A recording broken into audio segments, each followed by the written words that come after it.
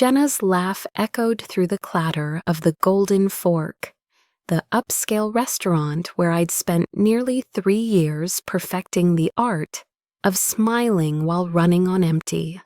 The air shimmered with noise, the soft clash of silverware, the hum of polite laughter, the aroma of truffle butter mingling with expensive wine. It was another Friday night, predictable yet alive, the rhythm of a world that was never really mine. Table 6 wants extra Parmesan, and the gentleman at 12, he's asking for you again, Jenna teased, balancing 4 plates on one arm like a circus act. I looked up from the wine glasses I was polishing, my stomach doing that small, familiar flip. That name, Gabriel Moretti, always managed to unsteady me, if only for a heartbeat. For 3 months now, he'd come in every Friday night. Always alone, always the same table, number 12, the one with the perfect view of the room. And every time I wondered why a man like him, clearly belonging to a better world, chose to spend his evenings here. Jenna called me crazy. He's gorgeous, rich, and tips like he owns the place. What's the problem? She didn't understand. To me, Gabriel Moretti wasn't just another customer. He was a puzzle, a question I couldn't stop asking. And for someone with a degree in criminal psychology, unsolved puzzles were a kind of torment. I'd been trained to read people, to notice the tells, the small betrayals of body language that reveal what words hide. Gabriel Moretti was full of them, but none I could translate. He radiated control, but behind that calm exterior was something coiled, dangerous, like a storm waiting for permission to break. I smoothed my black apron and checked my reflection in the espresso machine's steel surface.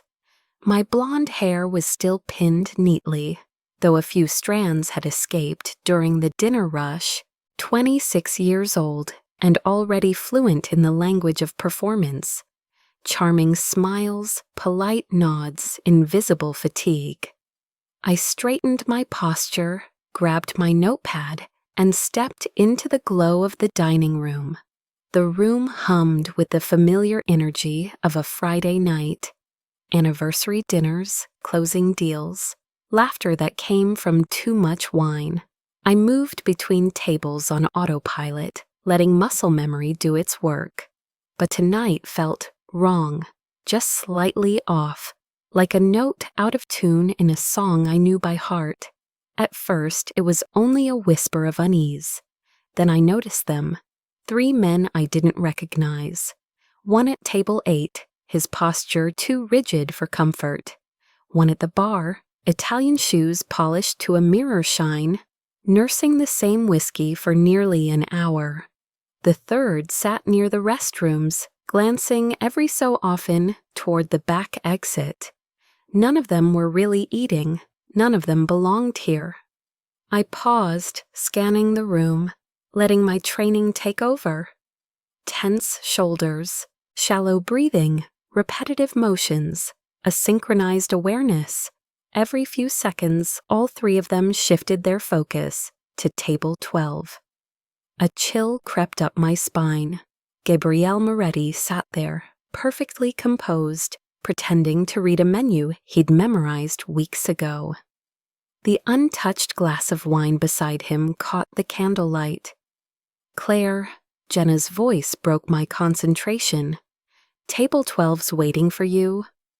I nodded, forcing air into my lungs.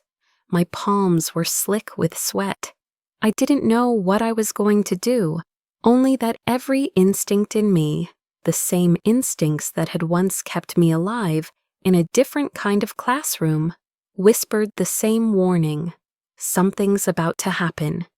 As I moved toward the VIP section, the unease in my chest sharpened into something tangible. It wasn't the noise or the light, it was the way the room breathed.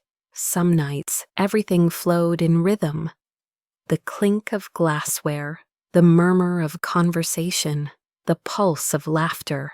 But tonight, that rhythm faltered. The heartbeat of the restaurant had shifted, and somehow I was the only one who noticed. The man at table 8 was still there, charcoal suit, posture too straight to be natural. 3 drinks sat in front of him, barely touched. His index finger tapped against the table in a steady rhythm. Repetition, a tell of controlled nerves. At the bar, another man held a whiskey glass he never really drank from. His shoulders were tight, his left arm close to his torso. Classic concealment posture. My eyes drifted down to his shoes. Italian leather, polished to mirror perfection. Too perfect.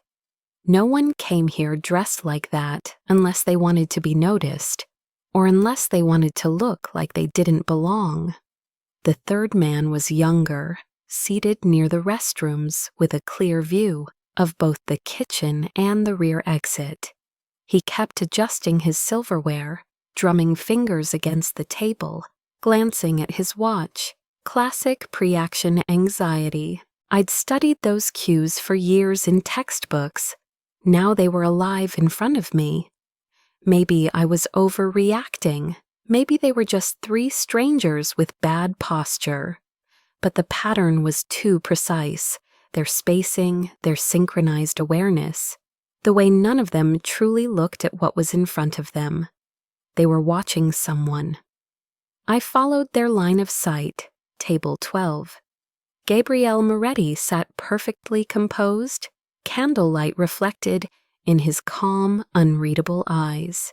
He didn't seem aware of being watched, or maybe he was, and was pretending otherwise. I wiped my damp palms against my apron, trying to breathe evenly. Scenarios unspooled through my mind. Business rivalries, debts, the kind of danger people whispered about but never named. Everything I'd learned about criminal behavior felt suddenly, terrifyingly real. "You okay, Claire?" Jenna's voice cut in as she set a tray down on the service counter. "I'm fine," I lied. "You look like you've seen a ghost." "Just tired," I murmured. She shrugged and moved on. I checked my watch, 28 minutes past 11 in the evening. Then, from table 8, the man lifted his phone to his ear.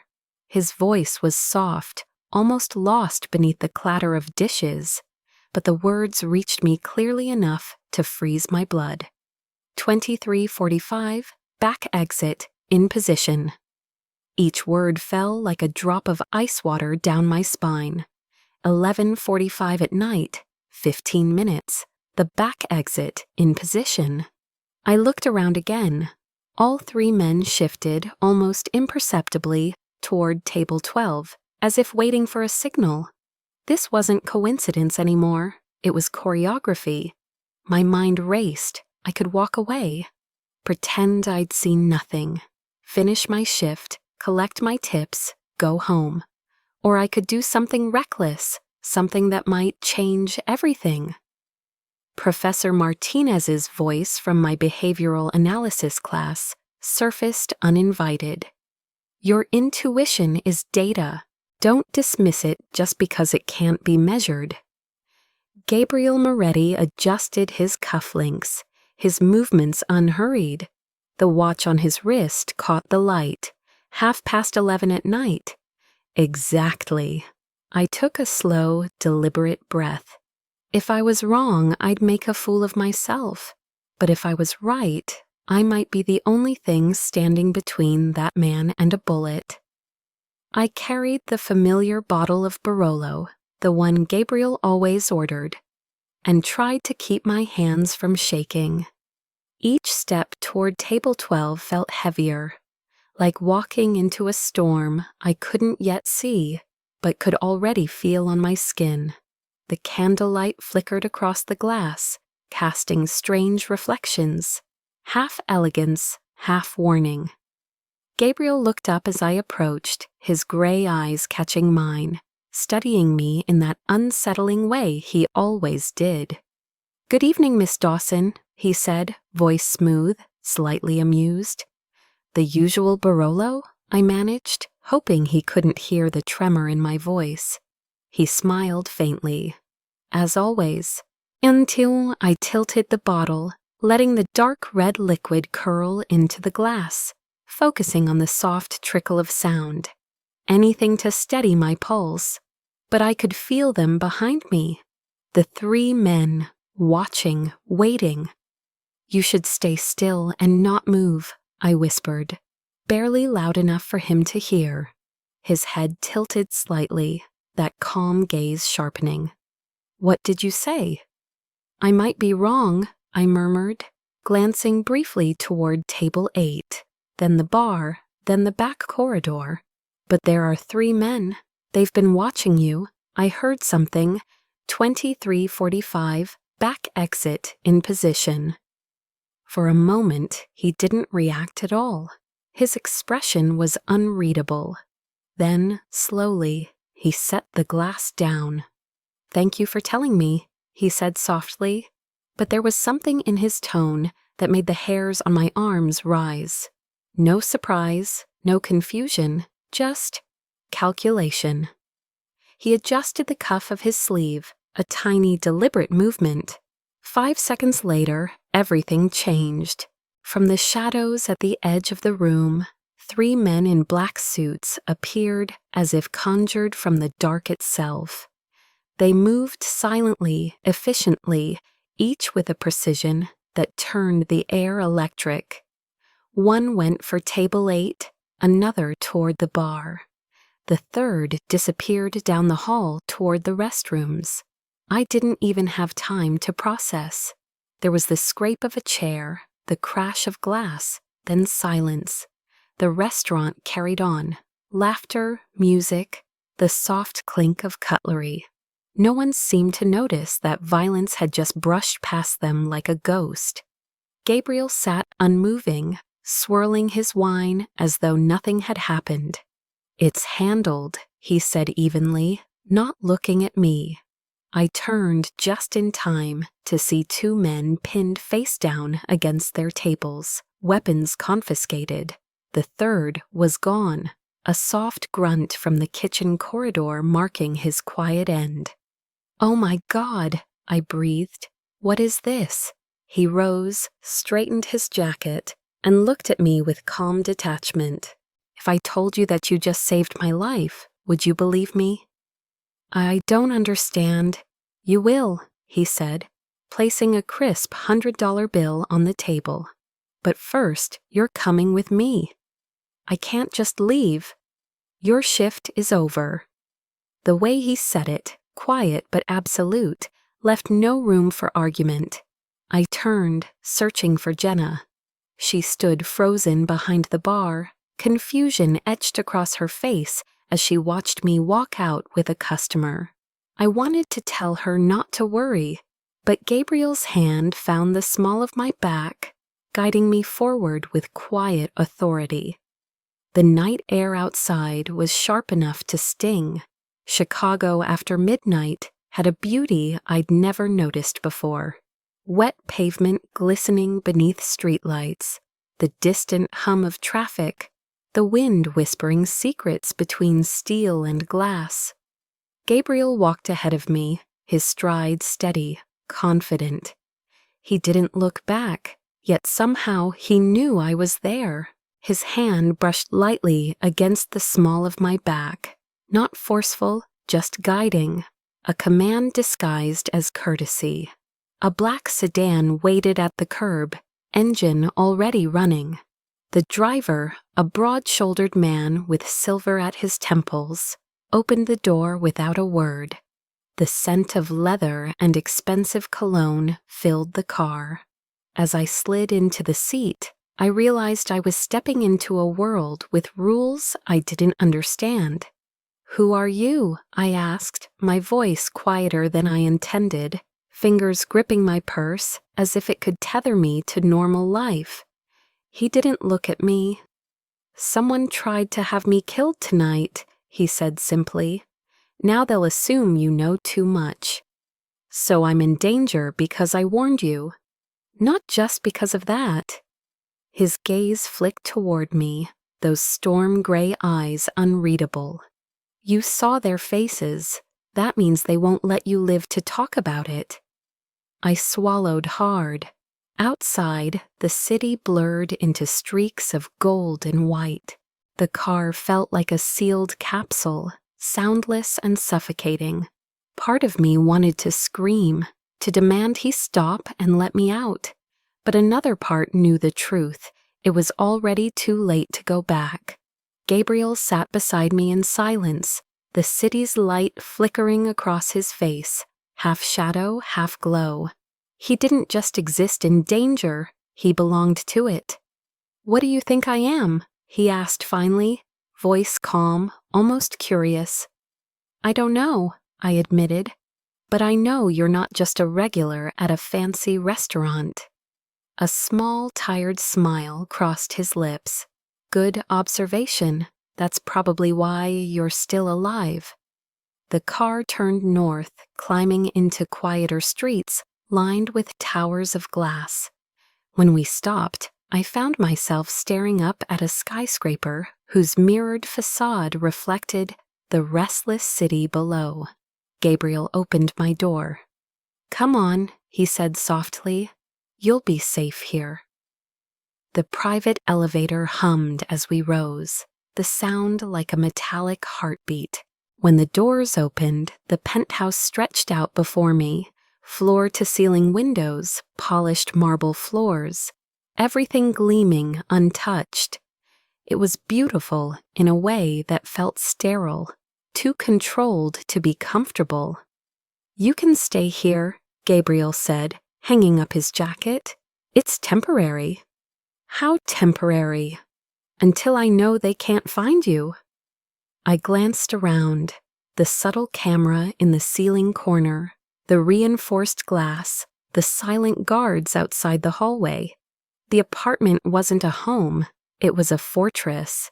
I walked to the window, drawn by the glittering skyline below. The streets seemed small from this height, distant and unreal, like the life I'd left behind was shrinking with every passing second. "You'll be safe here," Gabriel said again, closer now. "I don't want safe," I said quietly. "I want to go home." "There's no home left to go back to, Claire." The way he said my name, it was both warning and truth. I turned to look at him, really look. And the man standing there wasn't the elegant stranger from the restaurant anymore. He was something else. Someone who commanded danger the way other people commanded language. That was the first moment I understood. I'd crossed a line, and there was no way back. Gabriel hung his coat and turned to me.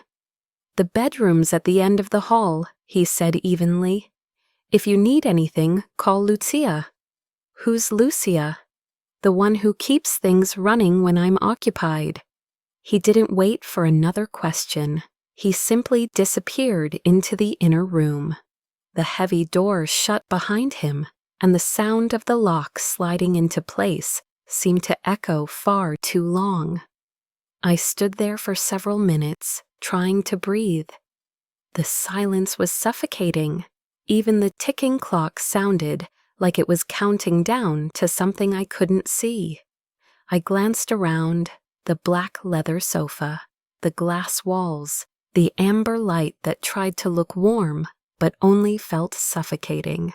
There was something about this place that mirrored him, beautiful, calculated, and utterly unforgiving. I forced myself to steady. The part of me that had studied criminal psychology stepped forward, cold and analytical, observing my panic as though it belonged to someone else. Inhale, 4 counts. The air felt dry and metallic in my lungs. Hold, 4. I could feel my pulse at my throat. Exhale, 6, slow. I repeated the process 3 times. My heartbeat slowed, my breathing leveled, but my mind stayed taut like a wire pulled to breaking. I noted everything: the cold sweat pooling in my palms, the tremor in my neck muscles, the narrowing of my vision.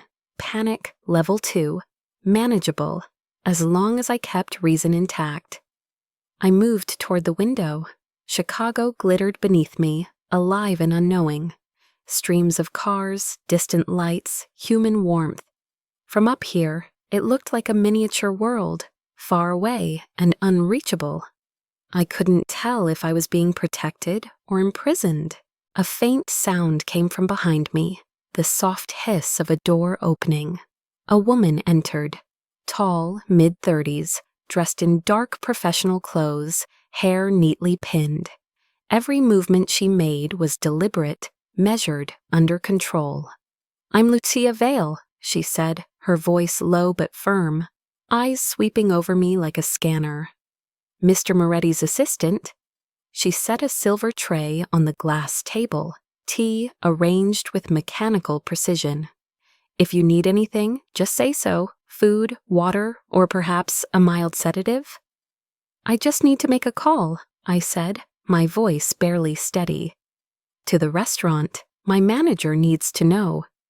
"That's been taken care of," she interrupted smoothly, offering a polite, almost artificial smile. "They believe you came down with food poisoning. You'll be off for 3 days. No one suspects a thing." "You said they believe that?" "Yes, Mr. Moretti likes things neatly arranged." I studied her face, so calm, so composed, it was almost inhuman. "So he arranges my lies for me too?" Lucia tilted her head slightly.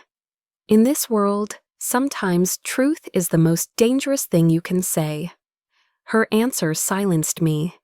She left as quietly as she'd come, the door closing with surgical precision. The apartment fell back into silence. My mind spun, but part of me remained detached, the analytical observer cataloging details.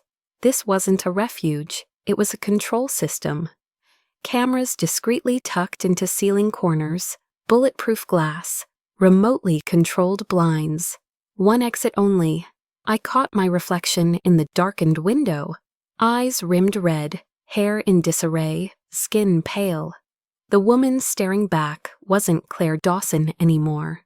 She was someone else, a version reshaped by fear and circumstance. Someone standing on the thin border between morality and survival. That night, I didn't sleep. Every sound, the whine of the wind, the low hum of the ventilation system, the distant groan of the elevator, made my heart jump. Somewhere beyond those walls, Gabriel Moretti was doing things I couldn't imagine. And me? In that stranger's apartment, I began to understand that the real fear wasn't being trapped. It was realizing how easily I was beginning to adapt to it. I don't remember when I finally fell asleep. All I knew was that when I opened my eyes, morning light was slipping through the thick curtains, scattering thin shards of gold across the walls. From the other room came the low, steady hum of a coffee machine. The scent of Italian roast filled the air, strong, dark, grounding. It mixed with the faint aroma of leather and wood, the scent of this penthouse that was starting to feel disturbingly safe. Gabriel stood by the bar counter, wearing a white shirt with the sleeves rolled neatly to his elbows. He moved with deliberate precision, as if even the act of making coffee required discipline. When he looked up, his eyes softened slightly. "Good morning, Claire." I hesitated. I didn't think I'd be able to sleep. "But you did," he said quietly. "That's good. The body needs rest before it can face fear." He placed a cup of cappuccino in front of me. The steam rose between us, smelling of warmth and tension at once. I watched it for a long moment before asking, "How long do you plan to keep me here?" "Until I'm certain they've stopped looking for you." "They?" Riccardo Torino? He said the name with unnerving calm, as though reciting a line from a report. The man who tried to have me killed last night. I frowned. Why? Gabriel leaned back against the counter, the morning light outlining the sharp planes of his face. Torino wants what I have: territory, influence, connections. But what he truly wants is to make me lose control. And I'm part of that? He nodded once. Unfortunately, yes. You saw their faces. That means you've stepped into a world I can't let you walk away from easily. I gave a small, bitter laugh. Sounds like I've just been promoted in the criminal underworld. Not exactly, he said, a flicker of amusement crossing his expression. But you did save my life, and in my world, that means you've become part of it, whether you like it or not. The air between us thickened. I looked down into the coffee cup, watching my own reflection ripple in the steam, blurred, uncertain. You talk like you're always planning something, I murmured, like emotions don't factor in. A faint smile tugged at his lips, the kind that held more weariness than warmth. Emotions are the most dangerous currency in my business. So you learned to shut them off? No, he said softly. I learned to hide them. He fell silent for a moment, eyes drifting toward the window as if looking far beyond the skyline. My mother died when I was 15. I looked up, instinctively quiet. She was poisoned, he continued, voice steady but hollow. By my father's cousin, a man our family trusted completely. He sold information to our rivals, and when my father found out, the man made sure punishment would never reach him by killing the most innocent person in the house first. I didn't speak. There was something in the way Gabriel told the story that made the air feel heavier, as if the memory itself still lived in this room. Since that day, he said, I learned to recognize lies, every glance, every twitch of a muscle, every breath that hides intention. Trust became a luxury I could no longer afford. I set my cup down. My mother died too, I said quietly. Not from poison, cancer, 3 years of hospitals, treatments, endless bills. By the time she was gone, I owed more money than when she was alive. Gabriel's expression softened. I studied criminal psychology, I continued, because I wanted to understand people, to know why some can exploit others' pain, profit from their weakness. Maybe, in some way, I wanted revenge through understanding. Gabriel watched me for a long time, his gaze thoughtful rather than cold. You're not like anyone else in my world, he said finally. And you're not what I imagined a criminal to be, I replied. For the first time, he smiled, truly smiled. Not the controlled, strategic one I'd seen before, but something real. Maybe that's why we're sitting here, he said, lifting his cup, drinking coffee instead of trying to kill each other.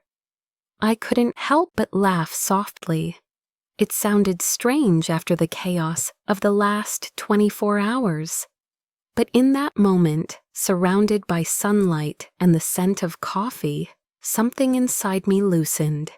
That evening, Chicago shimmered again under the lights of its high-rise towers, as if the city were trying to hide its danger behind its own splendor. I sat on the sofa, staring through the glass wall, a cup of tea in my hands that Lucia had brought earlier.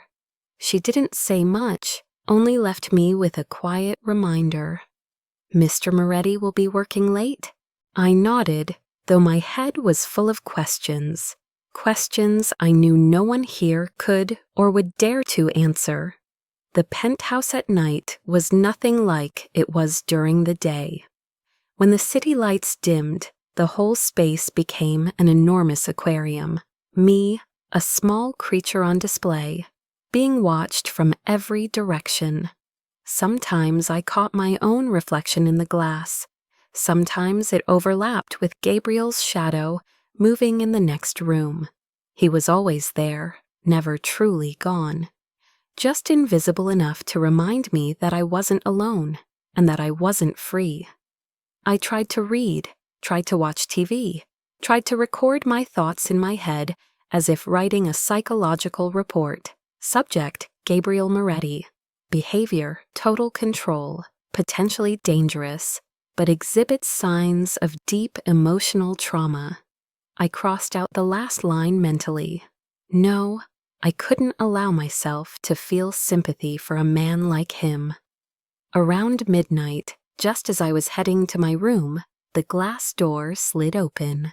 Gabriel stepped inside, silent, deliberate, the faint scent of gunpowder clinging to his clothes beneath the woody cologne. He was still in his shirt, tie loosened, collar slightly creased. For once, he didn't look perfect. "Did I wake you?" he asked, his voice low, roughened by exhaustion. "No," I said, then paused. "Do you always work this late?" "My work doesn't keep office hours." He moved behind the bar, poured himself a glass of whiskey, and turned toward me. "And you can't sleep?" I shook my head. It's not easy to sleep in a place guarded by men with guns. He smiled faintly, not mockingly, just knowingly. "That's the reason you're still alive." I said nothing. He took a sip, and the light caught the amber liquid, glinting across his gray eyes like shards of glass. "I've been thinking about what you told me this morning," I said softly. "About your mother." He set the glass down, silent for a moment. "And what did you see in it?" "I saw a boy who never really got to grow up," I replied. "A man who learned to survive by controlling everything around him, because he couldn't control the pain inside." He gave a quiet laugh, one that wasn't quite amused. "You're analyzing me like a patient." "I can't help it, professional habit." "Then tell me," he said, eyes locked on mine. "What am I to you, Claire?" The question caught me off guard. His gaze was steady, dissecting as if peeling back layers of my thoughts. "I think you're a paradox," I said. "A man who can order someone's death, yet still takes the time to make his own coffee in the morning. Someone who lives in darkness but enjoys the light seeping through the curtains." He tilted his head slightly. "And what are you in my world?" I let out a slow breath. An accident, a mistake, or maybe a test. He took a slow step toward me, not threatening but heavy, measured. When he stopped only a few feet away, I could hear his breathing blending with the pounding of my own heart.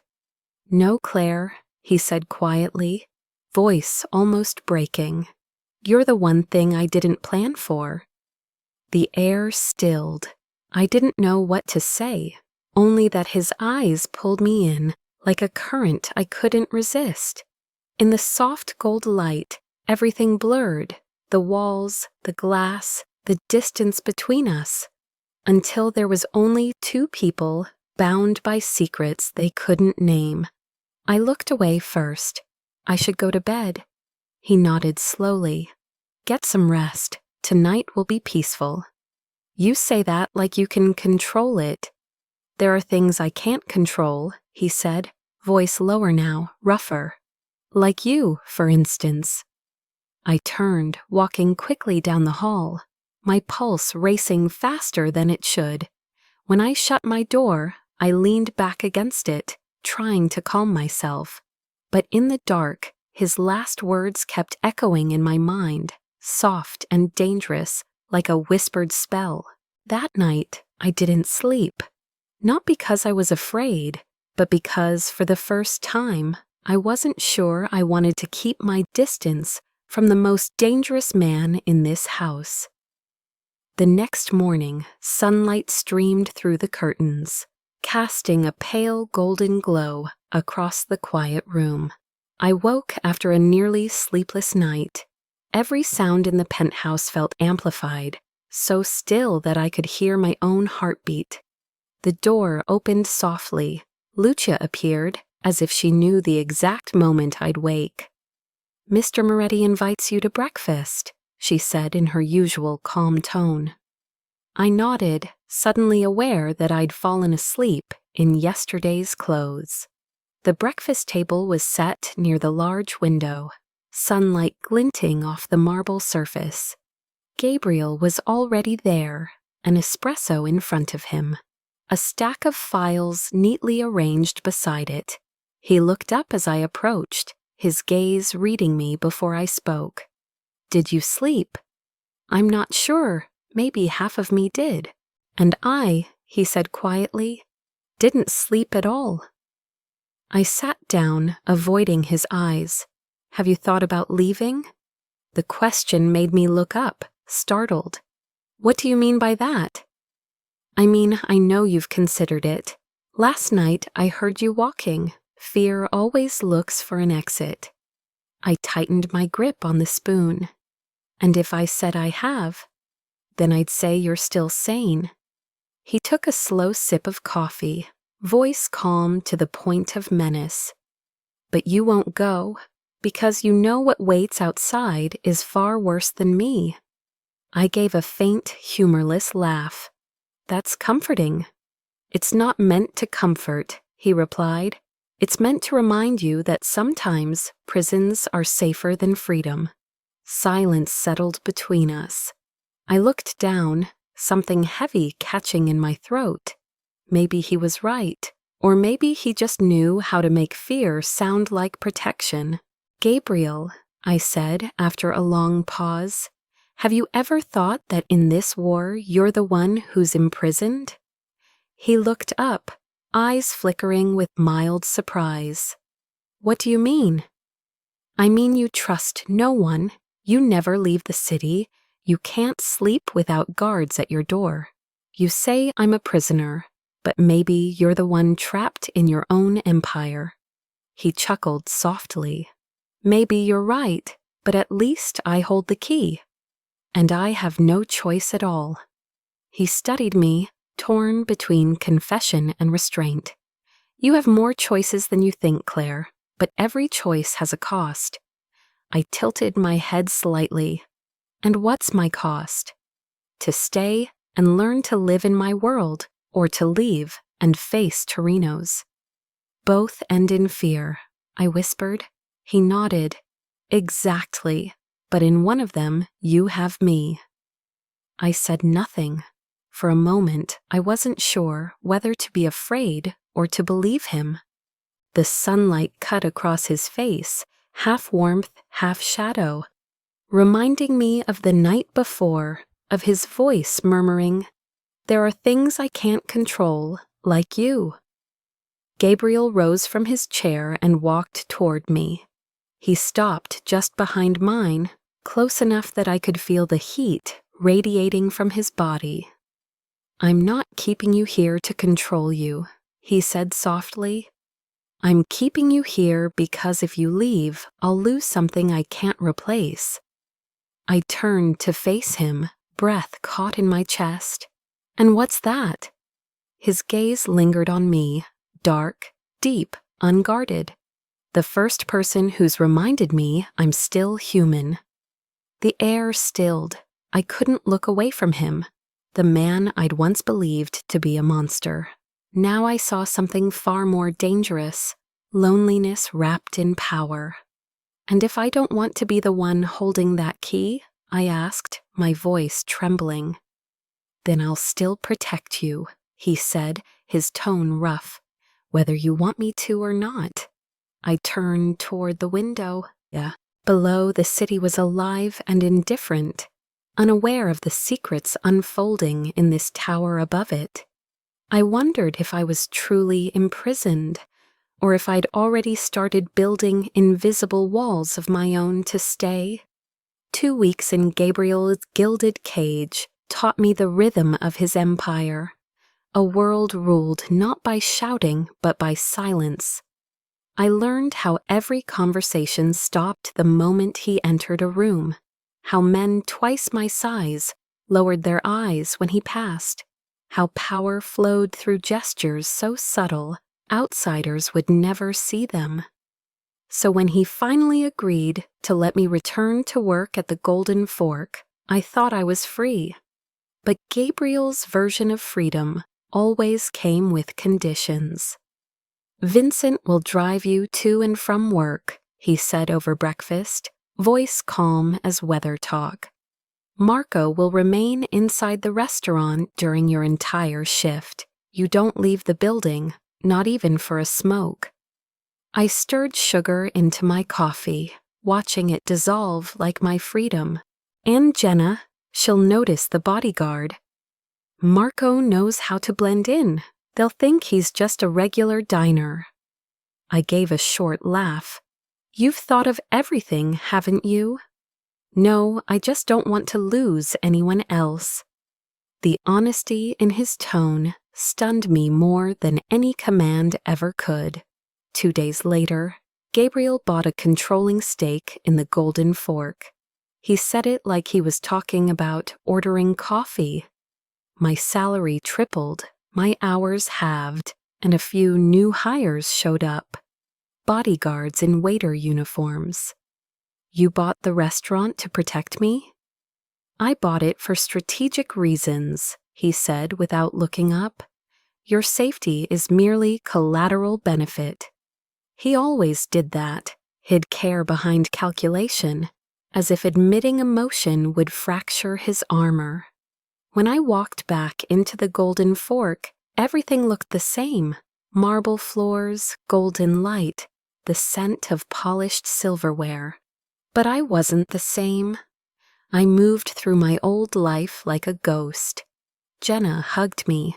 "I thought you were dead. No one knew where you went." "Food poisoning," I lied. She grinned. "If so, that poison's good for your skin." I smiled, realizing how easy lying had become. Marco arrived at 7, choosing the corner table that gave him full view of every door. He ate slowly, pretending to read. Only I knew he was cataloging every movement in the room. Gabriel didn't come the first night, or the second. By Tuesday, I convinced myself he was done with me. I was wrong. Thursday night, the restaurant was packed. I was carrying a tray of wine when the air changed, an invisible current passing through. He walked in. "Good evening, Mr. Moretti," I said, steadying my breath. "Claire." The way he said my name tightened something inside me. "Anyone ask about your schedule lately?" I blinked. "What are you talking about?" The kind of question that means someone's watching you. Flashes of memory returned. A man yesterday, expensive suit, foreign accent, too curious about the restaurant layout. He said he was from the health department. I whispered. "Mexican?" Gabriel's voice sank, dark. "Maybe." He didn't answer, typed quickly on his phone. A minute later, Marco appeared, expressions stone cold. "We're leaving," Gabriel said, rising. "I can't just walk out." "Jenna will understand when you're alive to explain." The backlot was soaked in shadow and cold light. The air smelled of rain and iron. We'd barely crossed halfway when the first shot tore the night open. A window shattered, spraying glass like glitter. Gabriel yanked me down behind a delivery van. Marco emerged from darkness, gun in hand, calm and precise. Bullets cracked through the air. "Down!" Gabriel barked, body shielding mine. His gun flashed once, twice, each shot deliberate, steady. I should have been terrified. Instead, amid the chaos, I felt something else. Safety. A terrifying kind of safety that only existed beside him. 90 seconds later, silence returned. 3 bodies sprawled under the yellow lights. Marco gave hand signals, murmuring into his earpiece. Gabriel turned to me, his hand brushing my shoulder, trembling just slightly. "You hurt?" "I'm okay," I whispered. "Were they trying to kill me?" "No, they wanted to take you." The words froze me more than the gunfire. Within 20 minutes, the scene was gone. Blood scrubbed, bodies vanished, as if nothing had happened. At home, the air was too still. Gabriel poured whiskey for both of us, his hands steady as stone. "Ricardo's answer," he said. "He's allied with Sinaloa. They don't follow rules. They don't hesitate with civilians. My world has lines. Theirs doesn't. But you protected me." "For now." He handed me a glass. Our fingers touched, warm, trembling. "Thank you," I said quietly, "for saving me." He smiled faintly. "You saved me first. I'm just returning the favor. Antroski professional courtesy?" He didn't reply. He leaned in. His breath met mine. When his lips touched, the world outside ceased to exist. It wasn't gentle. It was hunger, confession, surrender. When we broke apart, he rested his forehead against mine. "This will complicate everything." "My life's already complicated." "Not like this. When I care about someone, they become my weakness. Then don't give anyone the chance." His smile cut like a blade, yet his eyes were unbearably warm. "Maybe we won't." That night I stayed.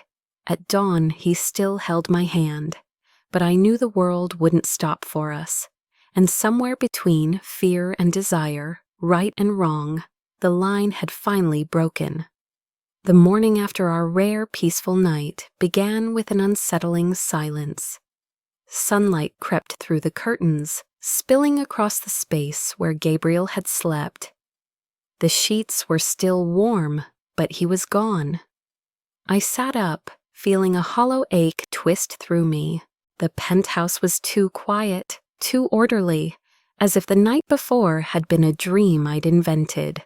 I found Lucia in the living room, setting a thick file onto the glass table. She looked up as I entered, her expression perfectly composed. "Mr. Moretti wants you to see this," she said. "Me?"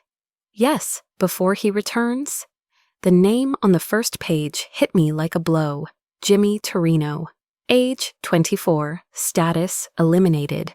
For a moment, I couldn't breathe. Jimmy. He'd been the delivery boy at the old restaurant, always smiling, always cheerful. He'd call me Miss Psychology, bring me coffee on slow nights, talk about his sick mother and the truck he wanted to buy one day. He was kind, harmless. "What is this?" I whispered. Lucia's voice was calm, surgical.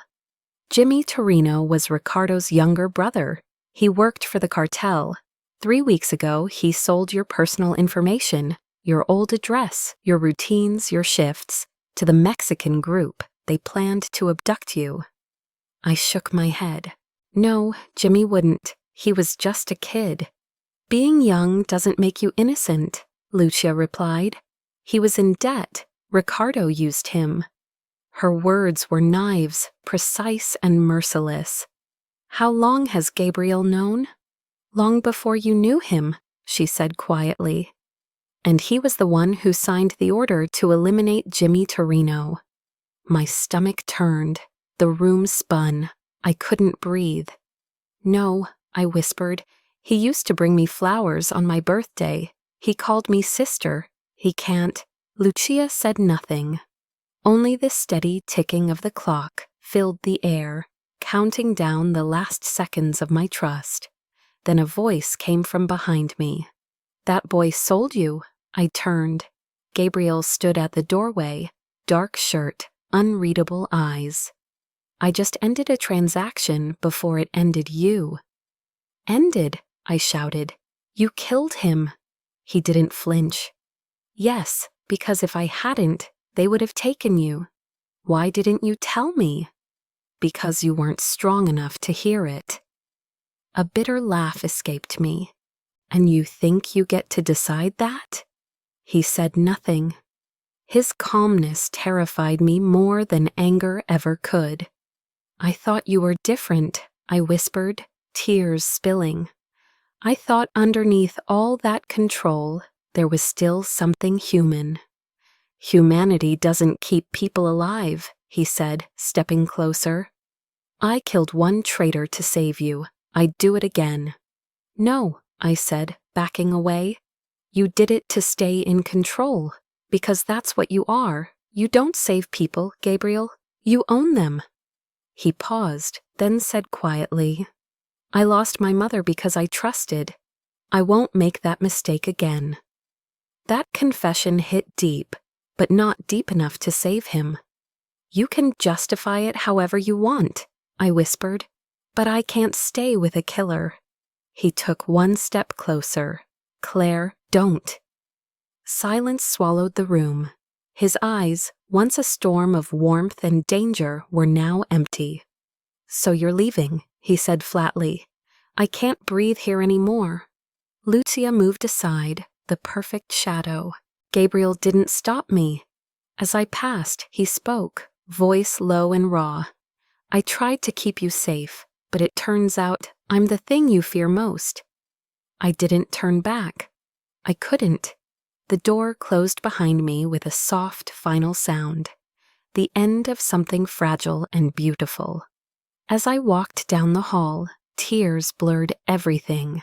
Every heartbeat was another crack in the trust I'd once built from stolen glances and whispered truths. Gabriel Moretti could command the world with fear and power, but he couldn't save the only thing that had just slipped from his hands, my faith in him. The gray rain of Chicago saw me off, cold and quiet, like the last glance I didn't dare turn back for. I dragged my small suitcase and boarded the Greyhound heading to Detroit, the city I'd once left behind, the only place where someone still waited for me without demanding an explanation. The night bus was half empty. Neon lights flickered against the ceiling, casting a faint glow that blurred every face into shadow. I sat in the back row, clutching my backpack tightly. Outside the window, the streetlights retreated one by one, fading like streaks of memory. I didn't cry, maybe because there were no tears left. What I felt instead was an odd hollowness inside my chest, as if my heart had been left somewhere back in that luxurious penthouse in Chicago, with the man who had both saved me from death and destroyed the last of my faith. The hum of the engine was steady, rhythmic, almost like a lullaby for the sleepless. I leaned my head against the cold glass and closed my eyes, hoping to drift off. But instead of rest, I found only echoes. Gunfire in the parking lot, Gabriel's voice saying, "I just ended a transaction before it ended you." He believed killing was his way of loving, and I believed leaving was my way of surviving. When the bus arrived in Detroit, the sky was still dark.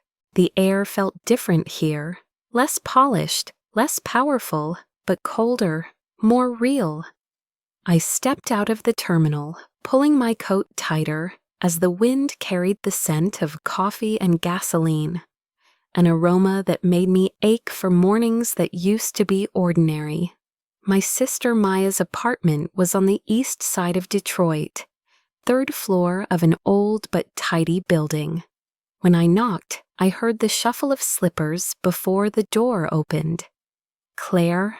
Maya froze, her brown eyes widening, and just like that, all the distance between us disappeared. She threw her arms around me, squeezing so tightly, I almost lost my balance. "God, you vanished for weeks. I called, texted, nothing. Are you okay?"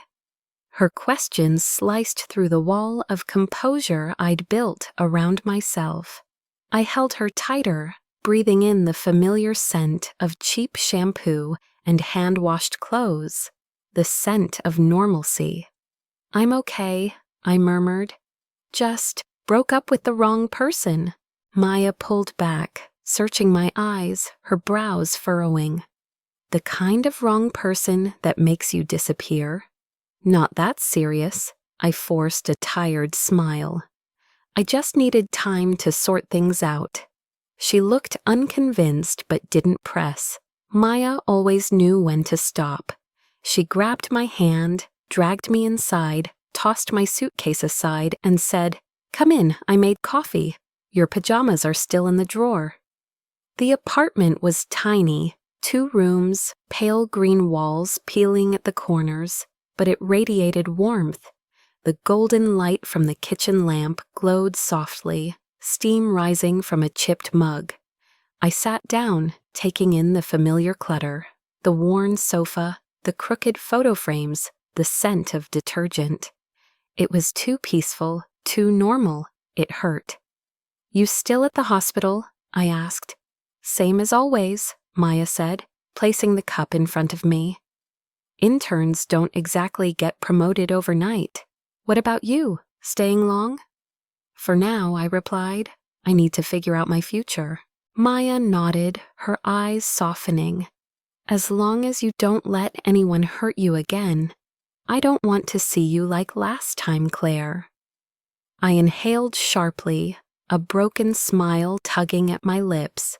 Like last time. Those words pulled me straight back to the hospital room where we'd held our mother's hands as she took her last breath.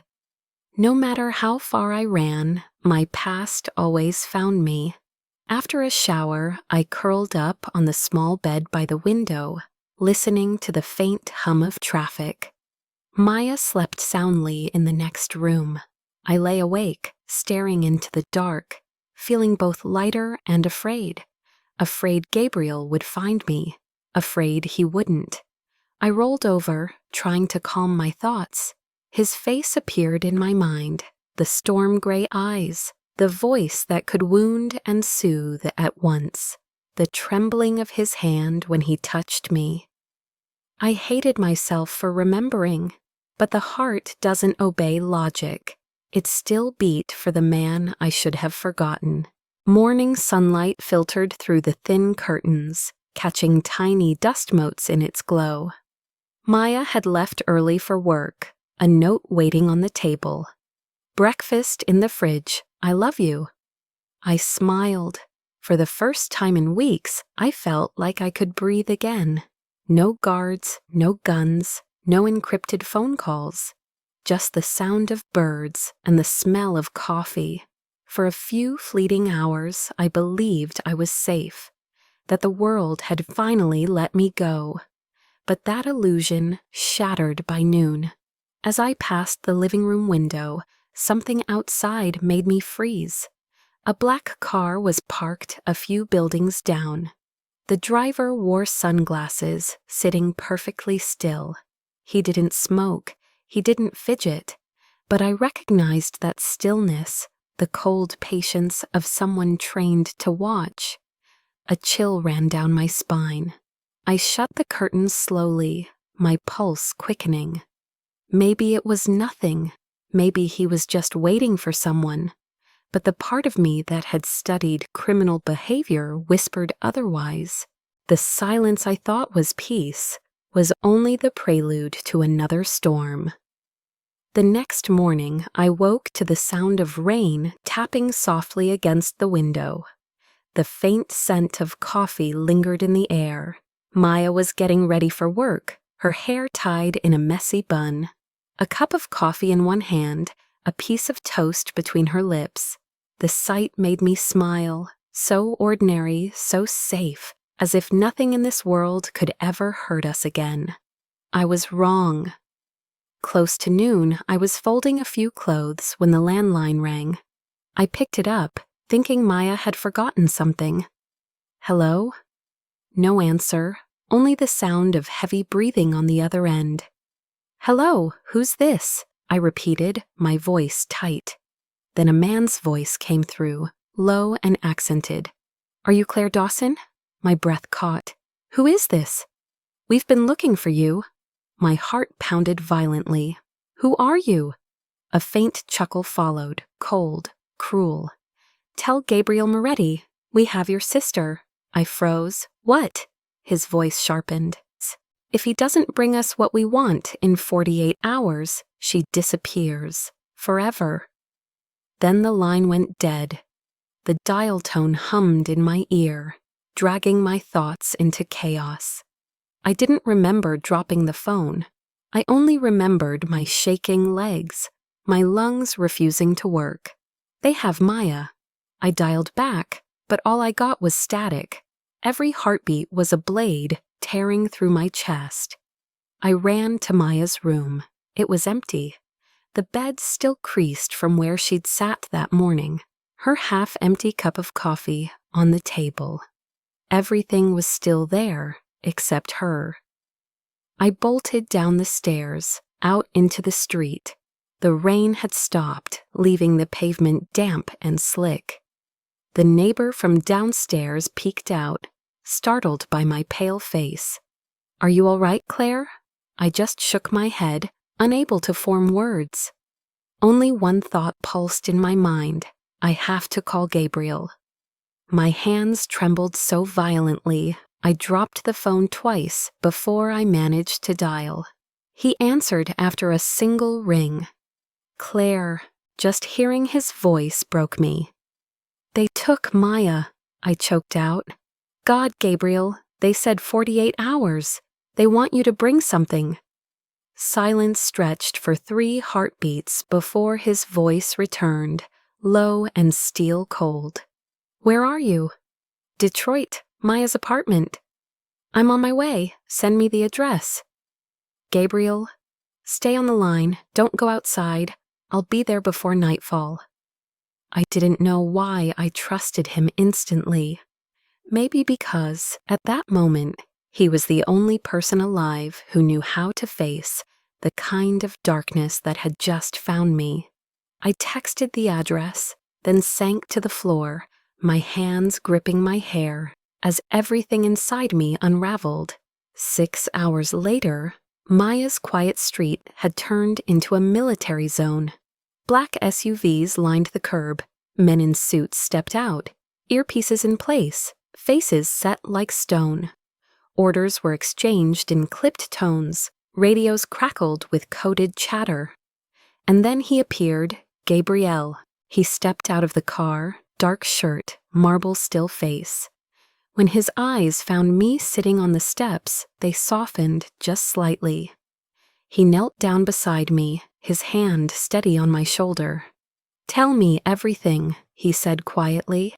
I told him every detail, every sound, every word from that call. He listened without interruption, nodding once, his eyes narrowing when I mentioned the accent. "Sinaloa," he murmured. "Ricardo called in reinforcements." "Can you get her back?" He looked at me, voice unwavering. "I've never lost someone I intended to save." Over the next few hours, I watched Gabriel's world in motion. A machine of precision, control, and quiet brutality. Maps were spread across tables, data streamed from satellite feeds. Surveillance reports came in every few minutes. He coordinated it all with calm authority, like a man conducting a deadly symphony.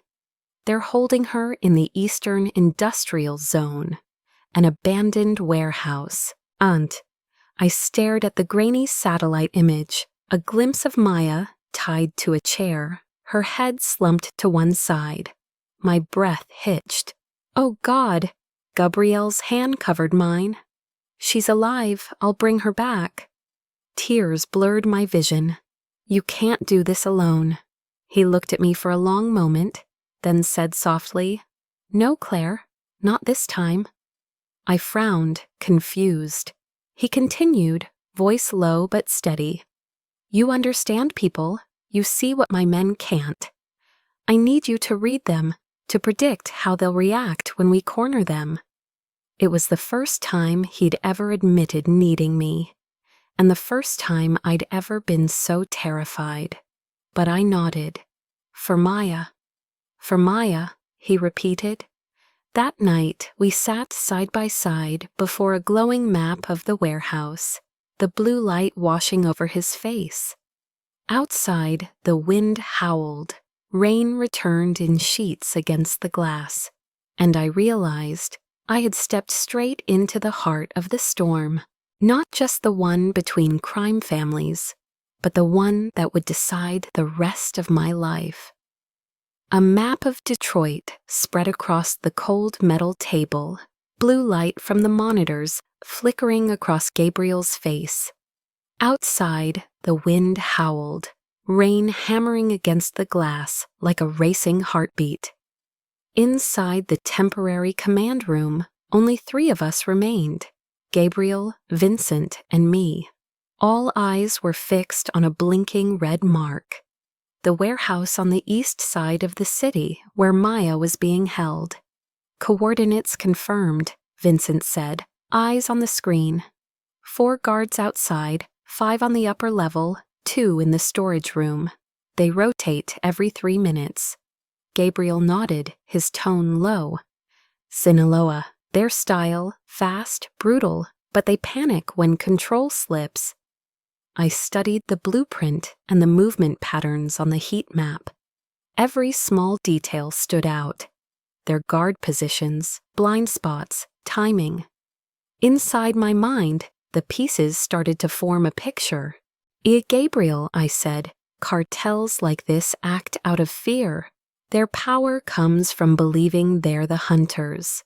If we attack from multiple angles, they'll lose their sense of control. When that happens, fear will take over, and they'll break. He turned toward me, eyes sharp but glinting with rare respect. Go on. They're not trained soldiers, I explained, pointing to the map. If we make them believe the attack is bigger than it is, they'll scatter and create openings. That's when you can reach Maya without a direct confrontation. Vincent looked impressed. She's right, boss. 3 fake strikes could make them collapse. Gabriel's jaw tightened. Then he nodded. We'll hit them with multiple decoys. Vincent, split Alpha and Bravo to the north and west. The real team goes with me from the east. He turned to me. Claire, you'll run Central Command. The internal radio network links every unit. You'll monitor enemy behavior and guide each team. You read them, I move. I took a deep breath, heart racing but steady. I can do that. Gabriel stepped closer, placing a hand on my shoulder. You didn't just save me once, Claire, he said softly, his voice rough with something almost tender. Now you're saving your sister. 30 minutes later, we were in the car heading east. The radar blinked red, radios crackled. I sat in the back, headset on, eyes fixed on the tablet displaying enemy movements. Alpha team, move. 50 meters left, deploy sound decoy, I ordered. Copy, Vincent's voice replied. Moments later, I heard the roar of motorcycles in the distance, our first distraction. Then an explosion echoed from the west, a fake detonation triggered by the sonic system. The entire industrial zone erupted with noise, chaos, confusion. Reaction? Gabriel asked. I scanned the display. They're scattering, half moving north, 2 leaving their west post. Just as predicted, they panic when they can't locate the threat. He gave a brief smile, rare and fleeting. Good work. I switched frequencies. Bravo team, hold your line, don't advance. Target leaders leaving the storage room. Gabriel grabbed his own radio. Main team, on me, move in. Gunfire broke out in the distance, not from us, but from the cartel shooting at shadows. The acrid scent of gunpowder filled the air. I kept speaking, directing teams, controlling their tempo, like a conductor managing an orchestra of chaos. Alpha team, pull back. Don't get trapped in their crossfire. Gabriel, south corridor's clear. You're good to go. Copy, he said. On the screen, his signal moved fast. 1, 2, 3 red dots vanished, neutralized. Then his mark approached the storage room. 2 hostiles left, I said. 1 with a gun, 1 with a knife. Move right. The steel pillar gives you cover. Understood. His voice stayed calm, steady even through the noise of battle. Then the signal blinked, vitals shifting on the monitor. I held my breath. 1 second, 2. Then his voice came through. Maya's safe. Tears blurred my vision. I heard Maya's muffled sobs through the radio, Gabriel's voice low and gentle. You're okay now, kid. Your sister's waiting outside. When they stepped out of the warehouse, the rain had stopped. Headlights cut through the dark, casting light over Maya's pale but living face. I ran to her, wrapping my arms around her, feeling the warmth of her heartbeat, the proof that she was real. Gabriel stood a few paces behind, his shirt stained with someone else's blood, his gray eyes still sharp. But when our eyes met, I knew it wasn't just Maya he'd saved. He'd pulled a part of me back from the edge, too. He came closer, voice low enough for only me to hear. You did good. You saved us. I looked up at him, rain misting around us. No, Gabriel, we saved each other. 3 days after Maya was safe, Detroit returned to its ordinary rhythm, but the echo of gunfire and the smell of cordite clung to me. I stayed 1 more night with my sister, memorizing the calm on her face, as if proof that part of my life could be saved. The next morning, closing Maya's apartment door behind me felt less like leaving and more like stepping back into a war. Gabriel met me at the bus terminal with a small, measured smile. No accusations, just eyes that had seen too much, probing the fatigue I carried. Are you sure? He asked, his tone steady. I can't keep running, I answered. There are things that need finishing. The bus drove me back to the Golden Fork, changed on the surface, brighter lights, bolstered security. On paper, Gabriel's takeover read like a business acquisition. To the press and investors, it was strategic diversification. To anyone who understood the real work, it was a fortress wrapped in the language of legitimacy. Lucia handed me a new badge, Head of Internal Security. I joked, half serious. I thought I was a server. Your role has changed, Lucia replied, her voice clinical as always. Mr. Moretti's world isn't for the sentimental. In the following week, I walked among dark wood tables and golden light, watching faces, hearing tones.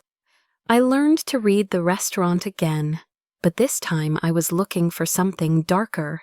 Salvatore, once Gabriel's right hand, recently back from business in Mexico, caught my eye. He was polished, charming, magnetic to everyone. To me, he was a collection of tiny fractures.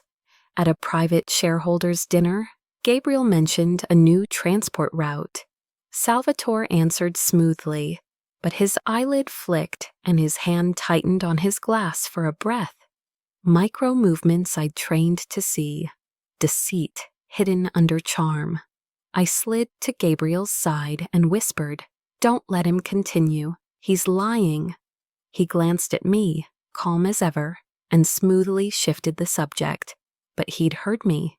He cataloged the warning. 2 days later, the warning proved true. Armed men breached the restaurant in the early hours. Salvatore had vanished minutes before. Chaos erupted. Gabriel was trapped upstairs. I heard the first shots from the surveillance room and ran. Vincent's voice cut in over the radio. West stairwell, boss is cornered. I sprinted down the corridor, lungs burning, and saw Salvatore at the doorway, gun leveled at Gabriel. His eyes were cold, empty. I shouted, Gabriel, down. The shot rang out. A bullet grazed Gabriel's shoulder, splintering the wall. Before Salvador could fire again, Gabriel's return shot struck true. Salvatore fell. The air filled with smoke and iron. I threw myself toward Gabriel, supporting him as he staggered. Blood soaked his sleeve, warm under my palms. He looked at me, voice hoarse but steady. "I told you, you wouldn't just save your sister." My throat closed. If I hadn't seen the micro-expression, "Then you'd be mourning me." He managed a pained smile. "Claire, I trust you." I didn't know which of us shook harder, him from the pain or me from the realization that in a world sewn together with betrayal, we had finally found something like faith in each other. Faith bought with blood, preserved by survival. After the chaos subsided, Gabriel called me into his office. The light was low, the city hummed beyond the windows. He spoke slowly, each word heavy. "About Jimmy." My chest tightened. The name had been a raw edge. "He didn't only sell information about you," Gabriel said, his voice laden. "He sold detailed data on Maya, addresses, schedules, classes, every small habit. If I hadn't acted, they would have taken her weeks ago." His words hit like a current. Images flashed, Jimmy smiling, carrying orders, asking about our mother. I felt sick. "He was just a kid," I whispered. "He couldn't have understood the consequences." Gabriel bowed his head for a beat, as if replaying his losses. "Not everyone understands what happens when they become a link. In my world, the smallest piece of information can cost a life. What followed was not consolation. It was an explanation that reframed the cruelty I'd witnessed. It didn't absolve him. It made the landscape of his decisions comprehensible. I felt a tangle of revulsion and compassion. "Now I get it," I said softly. "In your world, hesitation costs everything." He gripped my hand, steadying me. "That's why I do what I do. I cut threats out before they poison the rest." The admission didn't make the actions easier to swallow, but it offered context, a lens through which I could see why he had made such brutal choices. A few nights later, Salvatore returned to the premises, but not as the affable man he'd been. He approached Gabriel in the conference room, eyes darting, breath shallow. I was watching from the surveillance station. The micro-expressions were blatant now. I leaned toward Gabriel and whispered, "He's moving to strike." He answered quietly, "Prepare." When the betrayal unfolded, it did so quickly. Salvatore made his move, guns fired. The scuffle ended with Salvatore on the floor. Blood pooled dark and cold. I ran to Gabriel, catching him as he fell, feeling the warm, metallic reality of life and death in my hands. He pressed my palm to his chest, steadier than I felt.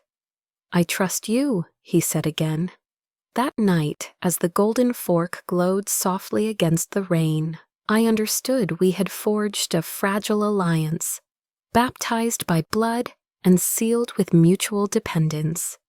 I had returned to a place of danger, not out of love for peril, but because of a duty I could not abandon, and because, perhaps, a waning, complicated faith had returned between us.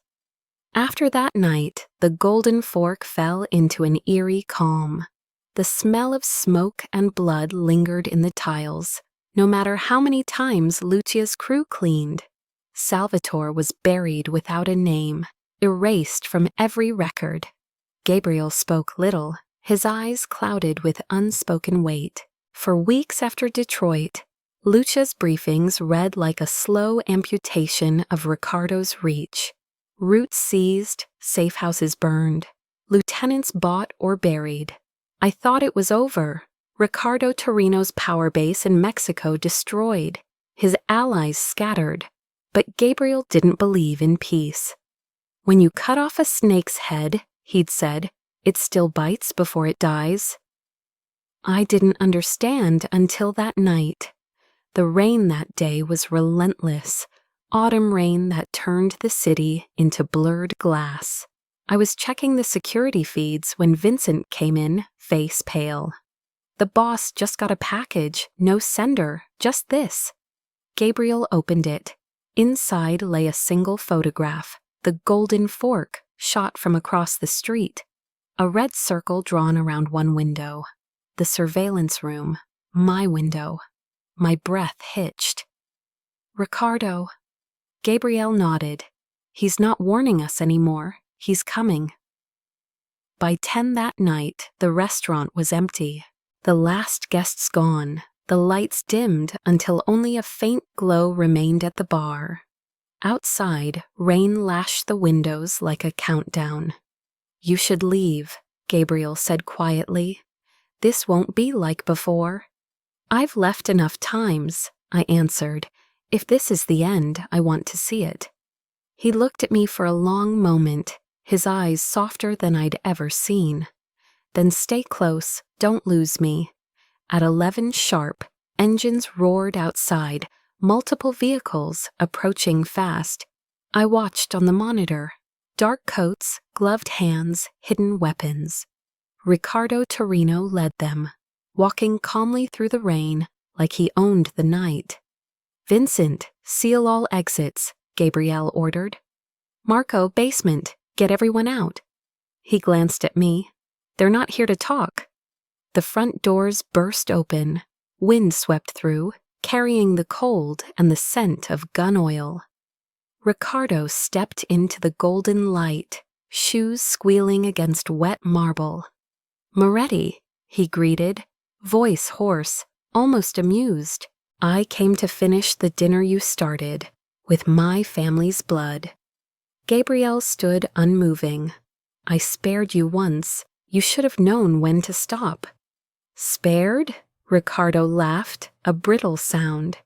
You killed Jimmy. You killed Salvatore. And now you think you get to live? No one blinked. Then metal clicked.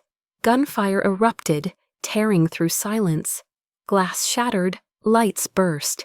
Gabriel shoved me behind the bar as bullets ripped into wood. Stay down, he barked. Marco and Vincent returned fire.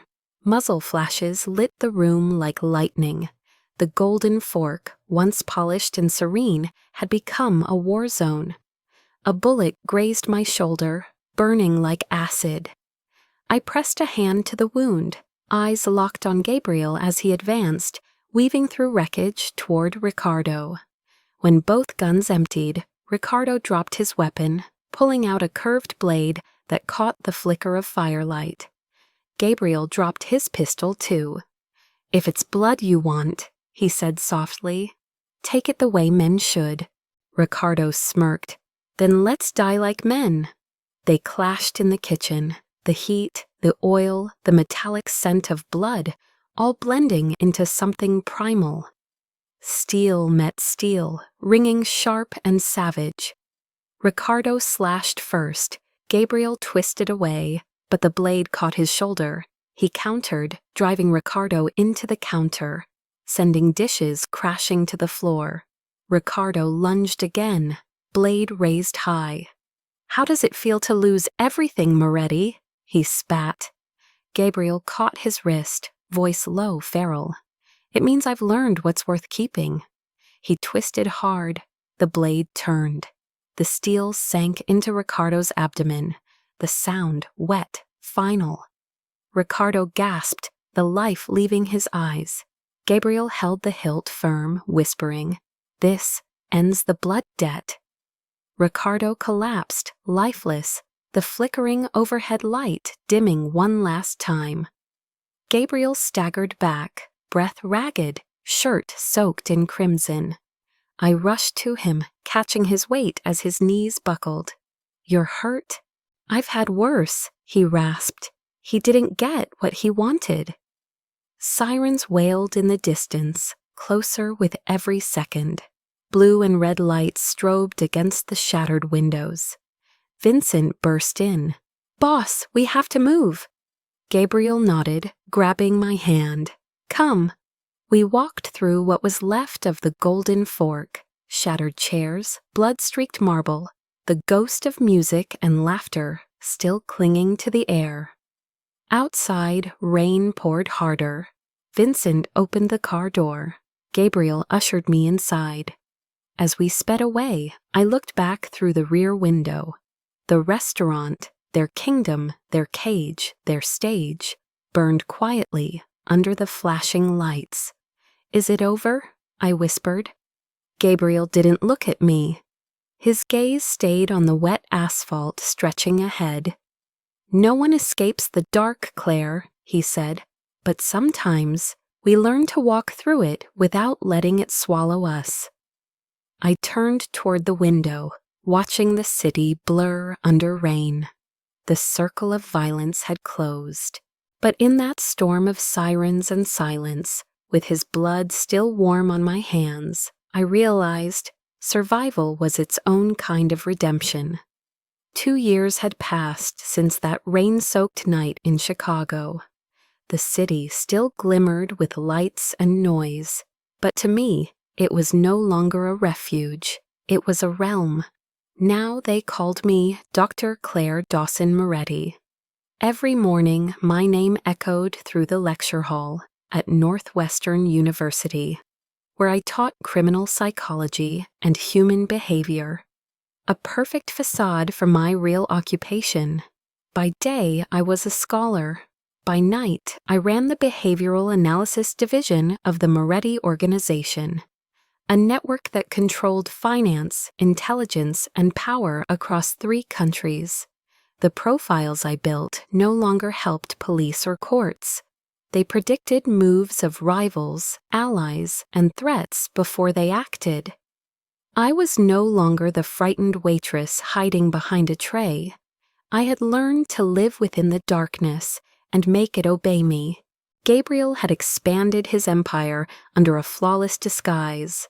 Moretti's, a chain of luxury Italian restaurants spanning New York, Rome, Buenos Aires. On paper, a culinary success story.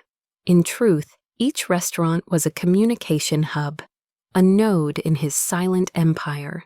He had changed, but not completely, still steel beneath silk. Still the man whose glance could silence a room. But beside me, he had softened, not because he'd lost his edge, but because he'd found something greater to protect. Family. I discovered I was pregnant one spring morning. Sunlight spilled across my desk, glinting off half-finished reports. The nausea hit without warning.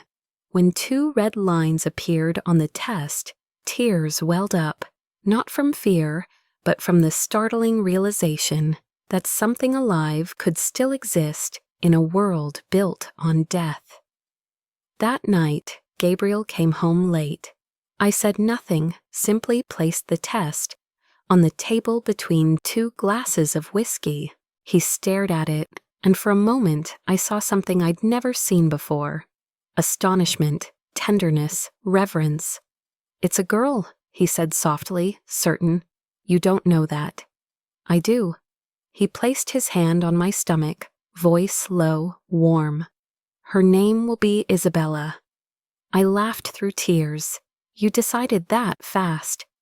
"Because hesitation costs everything," he murmured, forehead resting against mine. 9 months later, I gave birth to Isabella in a lakefront villa far from the city's noise and coded calls. She had her father's storm-gray eyes, my smile, and the softest cry I'd ever heard.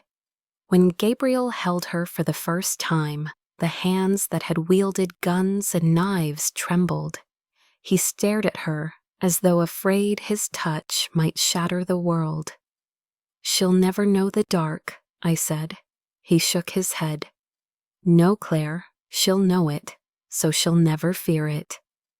He was right. In our world, protection wasn't silence, it was strength. We couldn't shield her from shadows, only teach her to walk through them unafraid. 2 years passed.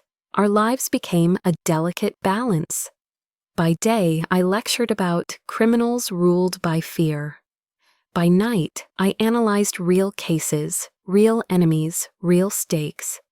Gabriel would often appear when I worked late.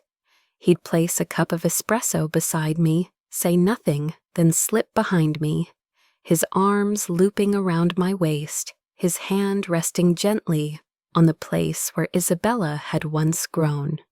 "You still work too late," he murmured, teasing. "I'm practicing what I preach, which is that crime isn't born from darkness, it's born from fear." He smiled, resting his chin on my shoulder. "And you're not afraid anymore, are you?" I turned to him, eyes meeting his. "No, because now I understand."